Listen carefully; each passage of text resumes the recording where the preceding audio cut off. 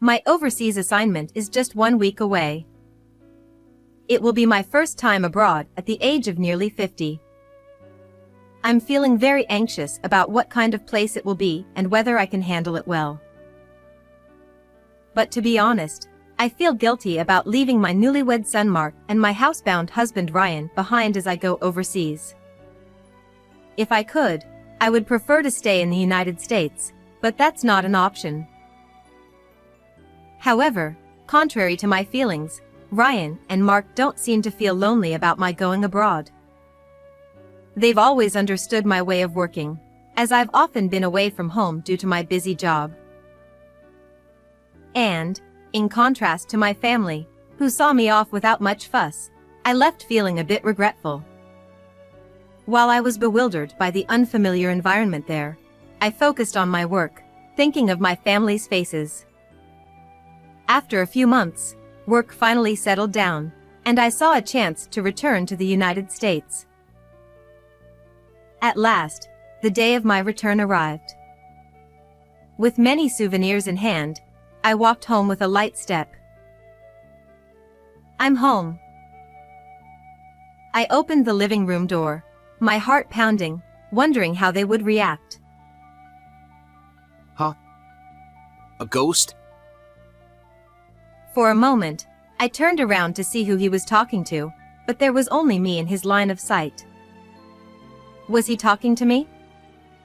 Had they presumed me dead without my knowing? Feeling uncomfortable, I quietly left the house. Then, a few days later, the truth behind those words was revealed. The college girl CEO. There was a time when I was called that and became the center of attention. I, Kelly, started my own apparel brand while I was still a university student and became a CEO at a young age. Ever since I was in middle school, my dream had been to become an entrepreneur, so from high school, I diligently studied to make that dream a reality. My high school life was far from the glamorous one I had imagined. All I remember is gathering information on studying and starting a business. When I think of memories from high school, the school festival during my 3rd year comes to mind. As I was wandering aimlessly from one stall to another, I was drawn toward the direction of some lively voices. Apparently, it was the stage where some classmates from another class had formed a band and were performing. I peeked through the gaps in the crowd to see who was performing.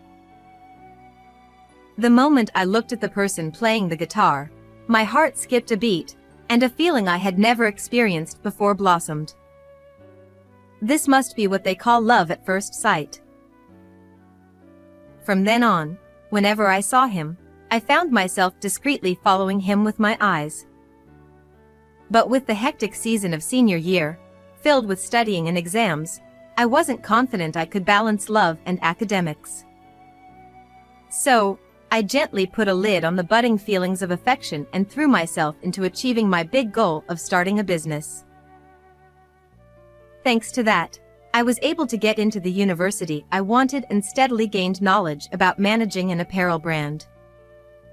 Since I was a child, once I became passionate about something, I would become completely absorbed and forget everything around me. Perhaps it was this personality trait that allowed me to realize my dream of starting a business early. While attending university, I spent my days desperately trying to juggle my duties as a fledgling CEO. Around that time, I received a new job request. They wanted me to enter into an exclusive contract to design costumes for a band. I never imagined I would be in charge of an artist's costumes. Wait, this name. As I was reviewing the request, a familiar name caught my eye. One of the band members was Ryan, the guy from the school festival. Wow. He's still playing in a band. So, I ended up signing an exclusive contract, and with the beginning of costume meetings, I reunited with Ryan. I can't believe we're from the same high school. I feel a sense of closeness. Actually, I found out about you during the school festival in our senior year. I never imagined we'd reconnect in this way. I'm looking forward to working with you. As we continued with a few meetings, we started seeing each other more frequently. Gradually, from this fateful reunion, it seemed my feelings of love began to resurface. Eventually, we began going out for meals together, and we started dating, drawn to each other. As my private life flourished, my company gradually began to take off as well. Ryan's band was also gaining recognition and growing in popularity. We were both at the peak of our success. Hey, Kelly. My work has stabilized, so how about we get married soon? 2 years into our relationship, Ryan brought up the topic of marriage. Of course, I want to get married. But I'd like to continue my work as it is. My company is just getting on track. Let's support each other while valuing our work. I think if we cooperate, we can make it work somehow. Thank you. That's very reassuring. I'm looking forward to our life together. And so, I happily became Ryan's wife. We were busy with work, but we enjoyed a warm newlywed life. It made me happy that we could share our lives while each doing the work we loved. During that time, a tiny life began to grow inside me. I have something to tell you. What is it? Is it about work? No. Ryan, you're going to be a father this summer. Really? Wow! I've got to work even harder now. Ryan beamed as he finished off the beer he was holding. I thought, I have to work harder too. While feeling both anxiety and excitement about balancing childcare and work, I vowed to make our child happy. You can come out anytime now. Ryan spoke to my belly. The season had fully turned to summer. Soon, we would finally meet our much-awaited child. I had wrapped up my work in preparation for the birth, so I was ready whenever the time came. And so, a week later, a small boy let out a healthy cry and was named Mark.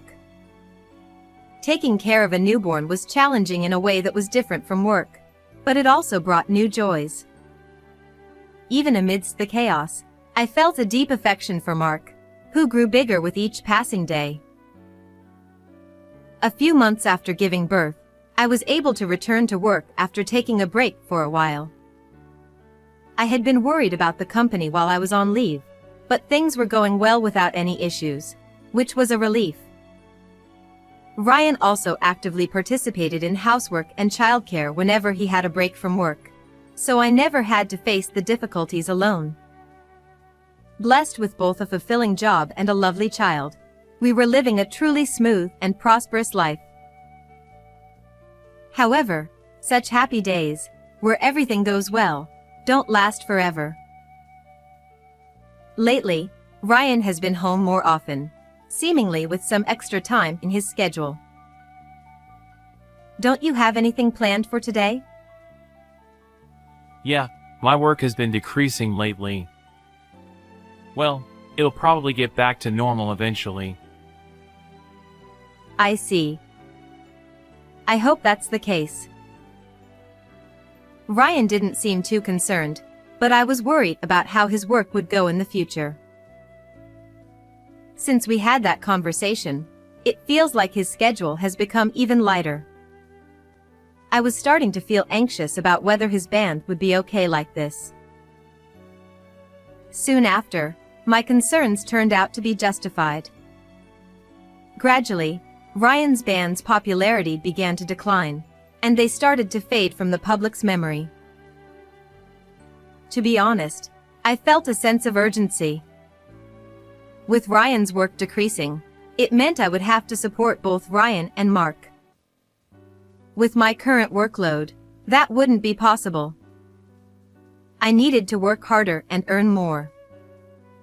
Feeling the responsibility to protect my family, I devoted myself to work more than ever before. It was easy to completely immerse myself in work. However, I found myself unable to spend any time with my family. I wanted to watch little Mark grow up, but I needed to earn money. Caught between work and family, I struggled, but I continued to devote myself to my job. While I was too busy to focus on parenting, Ryan managed the limited work he had and took care of Mark. There were many times I felt conflicted about not being able to spend enough time with Mark, but Ryan's support was reassuring, and I was very grateful. As Mark grew up through elementary and middle school, I did my best to attend school events whenever I could between work, trying to savor moments of his growth in the best way I could. Eventually, Mark became a high school student, and it was time for him to decide his future path. It's up to you, Mark, but if you'd like, would you consider working at my company? I suggested this to give Mark more options for his future. I can't think of anything I want to do, and it's tough to find a job in this world. I'll keep your company in mind. And so, Mark decided to join my company. It felt like a dream to be able to work with my son in the company I built. However, having entered as the CEO's son, the reception he would get wouldn't necessarily be warm. I knew that if he learned the job quickly, he'd gain the recognition of those around him, and he'd surely find it fulfilling. To make sure Mark didn't face too many hardships, I put my all into training him. One day during a break, Mark came to me and said, Why are you so hard on me, Mom? There's no way I can learn everything so quickly. I'm not being hard on you, Mark. I just want you to learn quickly so that things become easier for you. That's just your ego, Mom. I want to learn at my own pace. With that, he walked away. What I had been doing to try to spare Mark from difficulties had actually become a burden for him. Hearing his words made me reflect a little. However, I often got overly passionate about teaching, and we frequently clashed. By the time Mark had learned the job and could handle it, a problem arose. Ryan's band was finally dropped by their agency. Unable to continue the band he had been part of for so many years, Ryan became like a shell of himself. And it was understandable. He had lived with music since high school, so it wouldn't be an exaggeration to say he had lost his reason for living. I felt sorry for Ryan, who had lost his purpose. I thought I couldn't let him remain a shell, so I wanted to help him recover. Hey, Ryan. We can't just do nothing, so why don't you try being an executive at my company? Honestly, I don't feel like doing anything right now. You'll have to do something eventually, so you should try to regain your spirits little by little. Yeah, I know. For now, just try working at our company. Take it slow. And so, Ryan began working at my company as an executive. I hoped that giving him a social role would help him eventually recover and embark on a new life. I had such hopes, but I soon realized that my thinking was naive. Hey, are you planning not to go to the office today again? I'm just not feeling up to it. Ryan showed no intention of going to the office and kept coming up with excuses, spending his days idly. At first, I thought it was just a tough period for him mentally and decided to leave him be. But as this dragged on, my frustration with Ryan gradually grew. Ryan, don't you think it's time to put your feelings in order? There's no point in staying home forever. I'll start working soon. Just give me a little more time. He said that, But the days continued unchanged. During this time, Mark brought his fiancée home to introduce her to us. This is my fiancée, Mary. We're planning to get married within the year. Nice to meet you. I'm Mary. I really like the brand from your company, Kelly.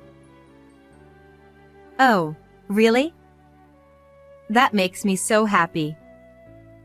Mary, please take good care of Mark. Mary seemed like a pleasant person. She and Mark made a great couple. So, Mark would soon have a family of his own. He's really become a fine adult. While there was a slight feeling of loneliness at the thought of my child leaving the nest, the joy outweighed it. Sometime later, we received news that the wedding date had been set. Mom, does your schedule look okay? Make sure you keep it open. Of course. I have to be there to see you on your big day. I felt excited, wondering what kind of wedding it would be. Just as I was thinking that, a major project was about to get underway at the company. What? Really? Thank you so much.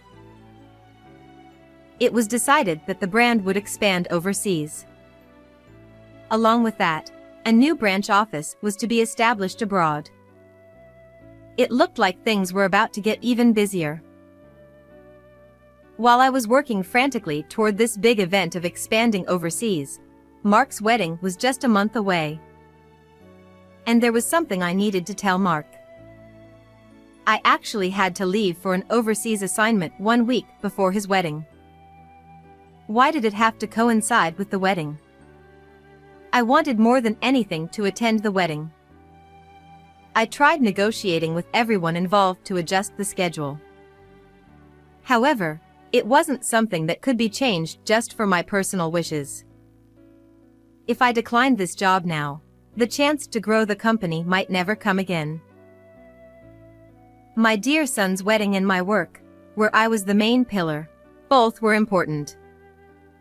But for the sake of my husband, who had lost his sense of purpose and was feeling down, for Mark and his wife, and for the grandchildren who would hopefully come in the future, I needed to keep growing the company. As a last resort, I had no choice but to ask Mark to accept that I had to go overseas. Now is the time to tell him. I stopped Mark as he was about to leave after work. Mark, I have something I need to apologize for. A week before your wedding, I have to leave for our overseas branch, so I won't be able to attend. What? Why does it have to overlap? Couldn't you reschedule? I tried my best, but it was impossible to change the schedule. I'm really sorry. You're missing your son's wedding? That's unbelievable. With that, Mark left in anger. Amid the tense atmosphere with Mark, the day finally came for me to depart overseas. Mark, I'm really sorry about the wedding. I'm doing this for you and your future. Please take care of your father. Yeah, sure. It's fine. I know the company is important. Mark still didn't seem pleased about my overseas assignment, and his response was cold. Meanwhile, Ryan continued to stay cooped up at home. I wondered if everything would be okay while I was away. Ryan, I've informed the company about everything, so please go to the office when you can. And I'm sorry I can't attend the wedding. Please celebrate for me and give Mark my best wishes. It can't be helped if it's work. I'll do my best, little by little. I made sure that Ryan had enough arrangements in place at the company and that there were sufficient living expenses. Then I left for my overseas assignment.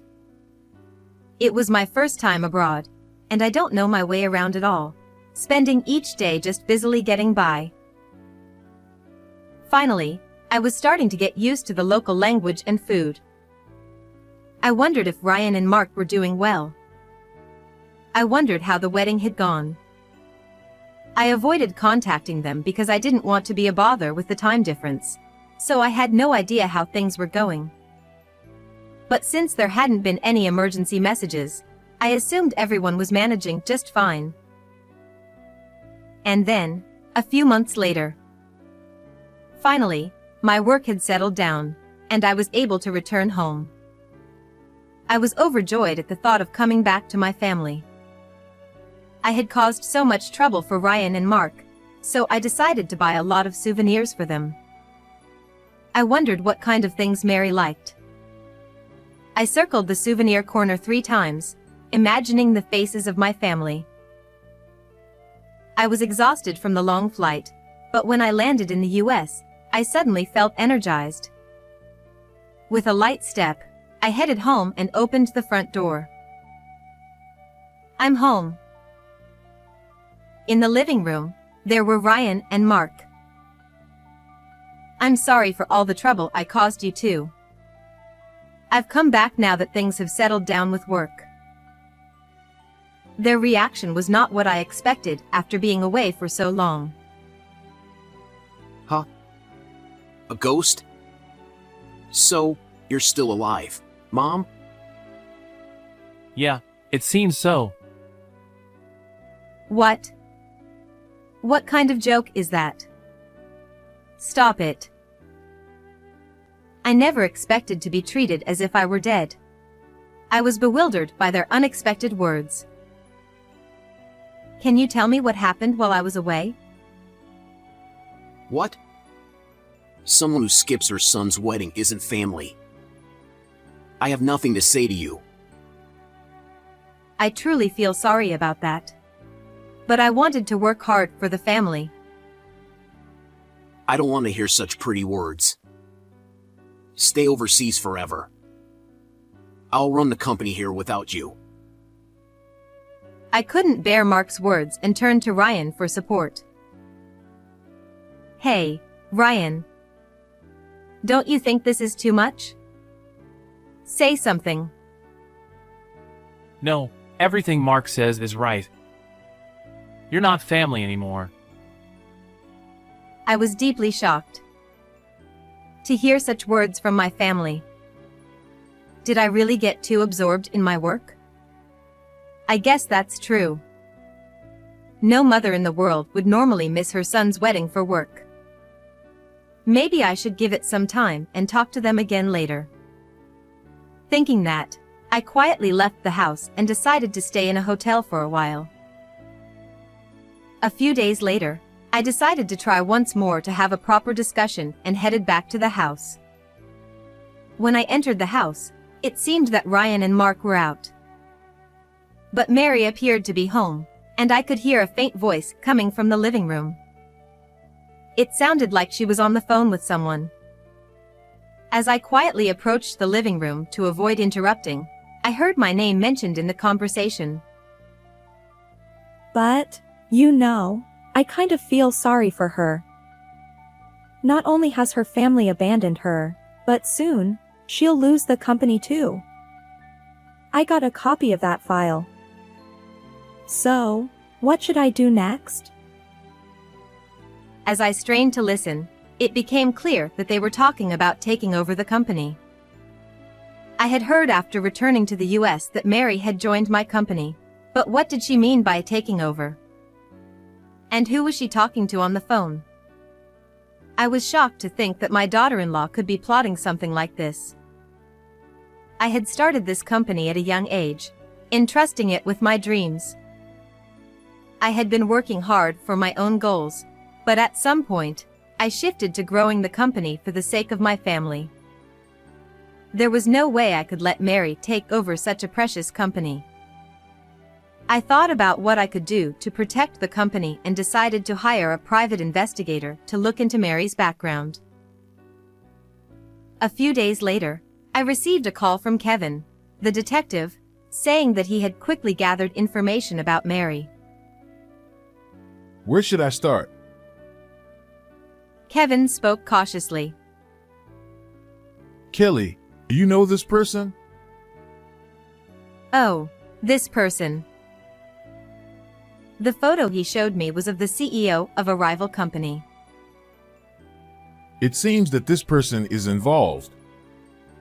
For now, I will give you the report from this investigation, but I believe it would be best if you shared this with your family as well.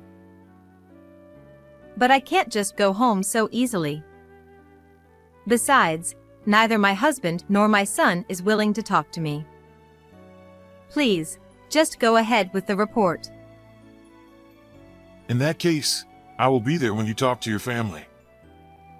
If necessary, I will speak on your behalf. Now, let me begin the report on Mary.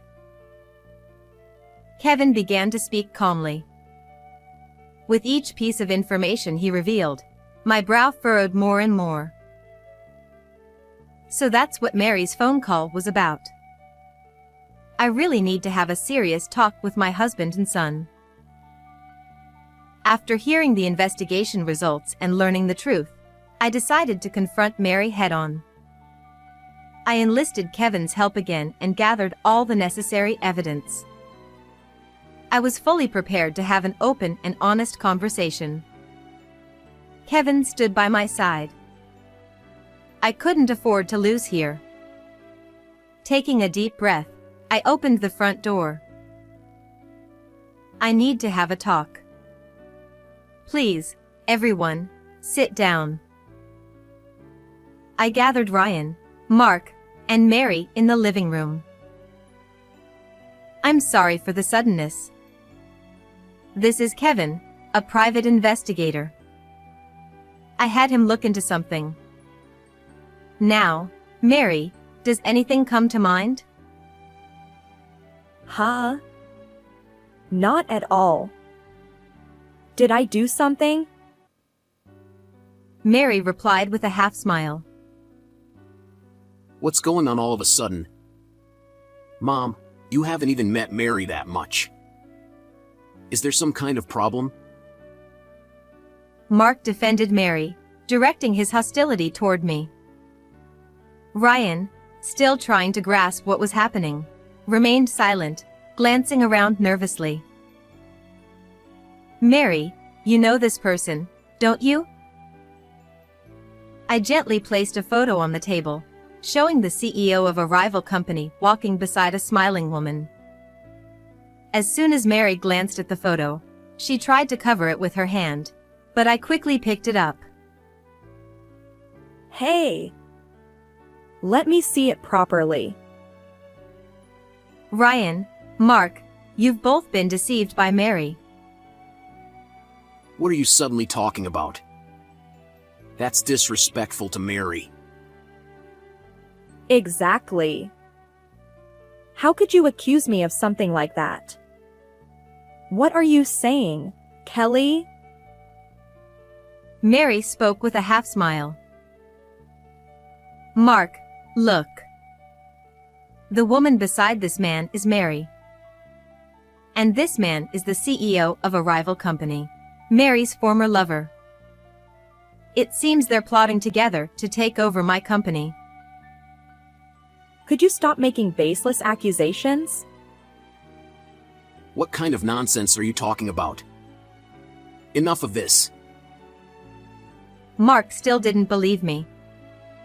Mary, still confident in Mark's support, maintained a composed expression next to him. Marrying you was all part of the plan. Mark, wake up and see the reality. Why should I believe that? Besides, I don't need to hear this from a mother who was barely around. You were always working, never paying attention to me. Don't pretend to be a mother now. Mark refused to listen to me and instead vented his built-up frustrations. I was taken aback by his words, unable to just brush them off. I had worked so hard to make Mark happy, but it backfired. Had I made him feel so lonely all this time? Your father's income was always unstable, so I felt I had to work hard. I just wanted to make sure you could live comfortably. But I was wrong. I'm sorry for making you feel lonely since you were little. That's just an excuse. Mark muttered, his face slightly contorted. I hate to interrupt this touching moment, but could you stop falsely accusing me? How long is this going to go on? Mary sneered mockingly. Even at this point, she was still trying to conceal her true intentions. Then, having lost patience with Mary's attitude, Kevin spread out evidence, photos and documents on the table. Will you still claim you're innocent after seeing this? What is this? Mark! Don't look at this! Don't! Mary shouted as she frantically tried to gather the items scattered on the table. But despite her screams, Ryan and Mark started picking up the evidence and looking through it. Is what Kelly's saying true? Mary, you... Damn it. I can't win this. Realizing she was at a disadvantage, Mary slumped down on the sofa in defeat. So, it was all just to take over the company? Was it a lie when you said you wanted to be part of our family? Mark's voice trembled with despair as he questioned Mary. That's right. You were just a pawn, nothing more. I planned to dump you once the company was mine. That guy said it would all go smoothly if I followed his lead. Why did it have to be exposed now? This isn't my fault. Mary raised her voice, refusing to admit her wrongdoing. Then, feeling uncomfortable, she hurriedly left, dialing someone on her phone. She was probably calling the CEO. Now, do you believe me? Yeah. I was deceived. Well then, I'll take my leave now. Kevin began preparing to leave. Kevin, thank you so much for everything. Having you by my side was truly reassuring. I'm going to take my time to talk things over with my family now. I'm glad I could help. I wish you the best of luck and happiness in the future. With that, he swiftly left. As I watched Kevin leave, I thought about what I should say to Ryan and Mark. They had come to believe Mary's wrongdoing, but the tension between us still lingered. For now, I needed to look them in the eyes and talk things through. I took a deep breath and slowly returned to the living room. Gently opening the living room door, I saw Mark looking stunned and Ryan with his head down. I'm sorry for startling you both today. I truly want to talk with you and go back to being the family we were. Then, Ryan, who had been hanging his head, spoke up. Kelly, Mark, it's all my fault. While Kelly was working so hard for Mark, I was only doing what I liked. I never thought even a little about our family. But Ryan, you took care of Mark. Because of you, I was able to focus on my work. Even so, when my band contract ended, I made things harder for you. I'd only ever done music, so I felt truly hopeless at that time. I knew Kelly was trying to help me find my footing again, but I felt like there was nothing else I could do besides music, so I couldn't bring myself to do anything. I'm truly sorry for causing you so much trouble. Listening to our conversation, Mark's eyes filled with tears. Oh, Mark, why do you look like you're about to cry? Mark, please understand that even though I was always working, I never gave up on you. I hated you without knowing anything about the circumstances. Ever since I was little, I thought your work was more important to you than me, and I felt resentful. Mom, thank you for everything you've done for us. I'm sorry for saying such awful things. No, don't worry about it. I'm just glad we're finally having this conversation. For the first time, the three of us had an open and honest discussion. By sharing our true feelings, it seemed like the emotional distance between us had grown closer than before. After a while, Mark decided to divorce Mary. At the same time, Mary was fired from the company, and her takeover plan ended in failure. Mark decided he wanted no further involvement with Mary, and he cut ties with her without seeking alimony. As for Ryan, he's been working hard as an executive in the company. I never thought I'd be working properly at this age. It turns out I still have a lot left in me. Don't get too ahead of yourself. We're counting on you. I was glad to see Ryan looking so lively. I felt relieved that he had found his place outside of the band. Hey, Mom! The sales at the branch overseas are incredible.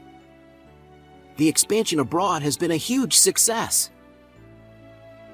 Mark excitedly showed me the sales report of products that had gone viral overseas. Wow, that's amazing. I've never seen numbers like this. The overseas branch achieved outstanding performance, and my company even went public on the stock market. It has grown to a level where rival companies can't even come close. By now, that company's CEO and Mary must be biting their lips in frustration. The three of us gradually repaired our family relationships and worked together to manage the company. There were times when balancing work and family was really tough. When Ryan and Mark turned their backs on me, it was even harder, but even that has become a good memory. What I feel most of all is a sense of accomplishment for all the hard work we've put in. I want to cherish this company and my family for a long time to come. How did you like today's story? Please don't forget to subscribe to the channel. See you in the next